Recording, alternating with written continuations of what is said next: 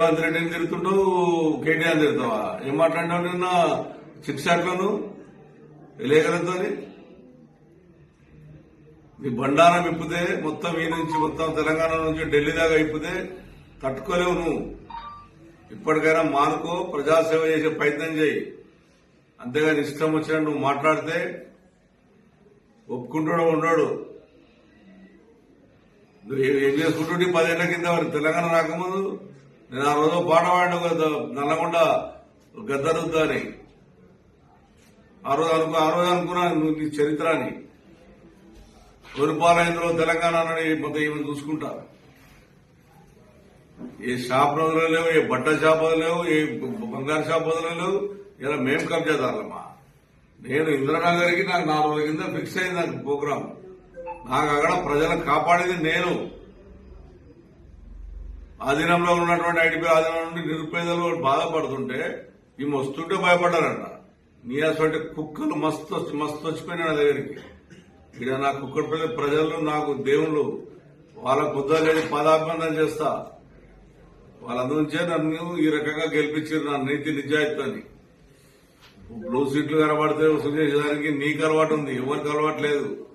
నీ మీద నిజంగా ముఖ్యమంత్రి గారు కానీ సెంట్రల్ గవర్నమెంట్ కరెక్ట్ గా సీరియస్ గా తీసుకుంటే నీ సంగతి ఏంటో, నీ మొగోని సంగతి ఏంటో మొత్తం బయటకు వస్తాయి. ఇష్టం వచ్చినట్టు మాట్లాడితే భయపడ్డాడు ఎవరు లేడు. 6 గంటలు లేదు కూర్చుంటాను నేను. చూడండి, 6 గంటలు లేదు కూర్చుంటాను ప్రజల కొరకు. నాకు చరిత్ర ఉంది. ఈమె వస్తుందంట, భయపడిపోయినామంట. ఈమె తిరిగి ఏం చేసినావు? 307 పోయినావు, రిలీజ్ చేసినావు, అక్కడ ఎమ్మెల్యే చేసావు, ఎల్ఆర్ఏం చేసినావు. కథం, దాని గురించి మనం మాట్లాడేది లేదు. ఇంకో ఎమ్మెల్యే తిరుగుతావు, ఎమ్మెల్యేలతో వాళ్ళు సటల్ చేసుకుంటావు. నీ మంత్రి పదవి ఎవరు ఇచ్చినావు? మంత్రి పదవి ఎంతమందికి అమ్ముకున్నావు? మంత్రి పదవులు తెలియదా మాకు?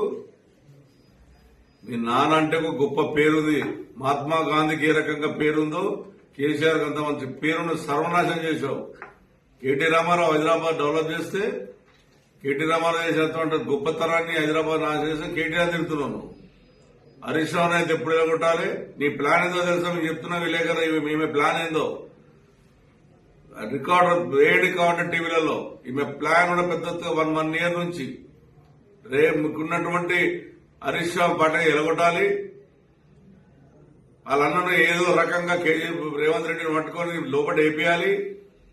అప్పుడు ఇవి నాయకత్వం మర్చుకొని ఇది రాష్ట్రం మొత్తం తిరిగి దోసుక తిందామనే ప్రయత్నంలోనే ప్రతి ఒక్కరిని టార్గెట్ చేసుకుంటా పార్టీని సర్వనాశనం చేయని ప్రయత్నం చేస్తుంది. నీ వంటోళ్ళు, నీ 100 మంది దోస్తులు ఏం కాదు. నీకు తగిన పాట ప్రజలకు బుద్ధి చెప్తారు. నువ్వు గెలిచింది ఒక్కసారి, సెకండ్ గెలవ చేత కాలేదు నీకు. నీ అత్తగారింటి దగ్గర 10 మంది ఎమ్మెల్యేలు గెలిచి నువ్వు ఓడిపోయావు. మరి అంత పెద్ద ఉద్యోగకారుల మీద అంత ప్రేమ అభిమానం ఉంటే ఎమ్మెల్సీ తీసుకోకుండా నువ్వు ఈయనుండి నువ్వు ఉద్యమకారానికి బీజోనికి ఈయనుండి ఉద్యమం మేము ఉద్యమం చేసామని చెప్పినామా? నేను చెప్పాను ఎప్పుడైనా ఉద్యమం చేశాను, నా జీవితంలో ఉద్యమం చేశాను ఎప్పుడైనా చెప్పానా? నేను ఆ రోజున టీడీపీ పార్టీలో ఉన్నాను. టీడీపీ సిద్ధాంతం కూడా పనిచేశాం. అంతేగాని నీళ్ళగా ఆ అబద్దాలు చెప్పి హైదరాబాద్ ఎమ్మెల్యేలంతా అవినీతి పరులంట. హైదరాబాద్ లేకపోతే తెలంగాణ లేదు. హైదరాబాద్ ప్రజలందరం కాపాడి ఇలా తెలంగాణ రాష్ట్రం బాగుండాలని కోరుకున్న వ్యక్తులు మేమందరం కూడా. ఇష్టం వచ్చినట్టు మాట్లాడుకుంటా, ఇష్టం చేసుకుంటా,